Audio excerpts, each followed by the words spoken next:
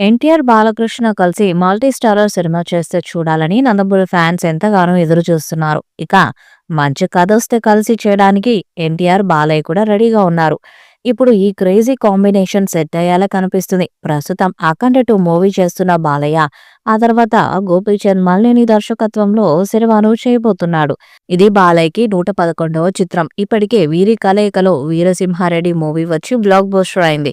ఇప్పుడు ఈ సినిమాకు సీక్వెల్ ను తీయబోతున్నట్టు సమాచారం. దీనికి జయసింహారెడ్డి అనే టైటిల్ పెడతారని సమాచారం.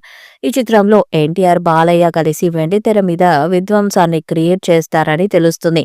ఇప్పటికే ఈ సీక్వెల్ కథను దర్శకుడు సిద్ధం చేశారట. వీరసింహారెడ్డిలో బాలయ్య 2 పాత్రలు చేశాడు. వీరసింహారెడ్డి పాత్రలో తండ్రిగా, జయసింహారెడ్డి పాత్రలో కొడుకుగా నటించాడు. ఇప్పుడు సీక్వెల్లో తండ్రిగా బాలయ్య, కొడుకు పాత్రలో ఎన్టీఆర్ నటిస్తారని సమాచారం.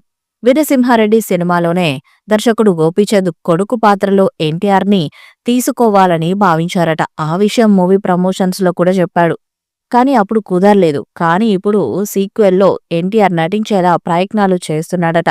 ప్రస్తుతం హిందీ హీరోతో మూవీ చేస్తున్న గోపీచంద్ అదైన వెంటనే జయసింహారెడ్డి మూవీని స్టార్ట్ చేస్తాడని సమాచారం.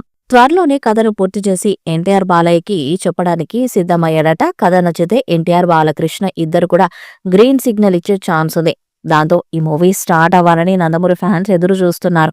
ఇక ఈ చిత్రానికి అనిరుద్ సంగీతాన్ని ఇస్తాడని తెలుస్తుంది. Back to back hat trick hits తన ఖాతాలో వేసుకున్న బాలయ్య వరుస హిట్స్ తో జోరు మీదున్నారు. ఇదే జోస్తో ఆయన వరుస సినిమాలకు గ్రీన్ సిగ్నల్ ఇస్తున్నారు.